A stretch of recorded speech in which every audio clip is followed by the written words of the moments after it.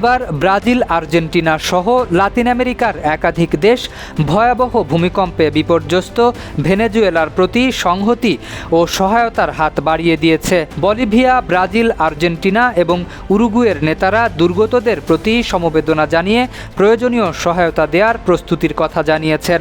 ব্রাজিলের president Lula da Silva জানিয়েছেন, ভেনেজুয়েলাকে সহায়তার সম্ভাব্য ক্ষেত্র নির্ধারণে পররাষ্ট্র মন্ত্রণালয় এবং কারাকাসে অবস্থিত ব্রাজিলি দূতাবাসকে নির্দেশ দেওয়া হয়েছে।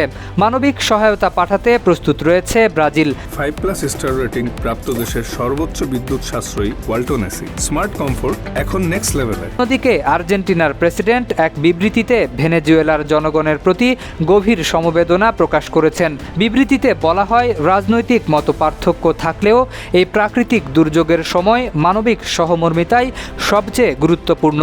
ভয়াবহ ভূমিকম্পে বিপর্যস্ত ভেনেজুয়েলায় যখন উদ্ধার অভিযান চলছে, তখন আন্তর্জাতিক সম্প্রদায়ের এই সহায়তা বার্তা দেশটির জন্য নতুন আশার ইঙ্গিত দিচ্ছে।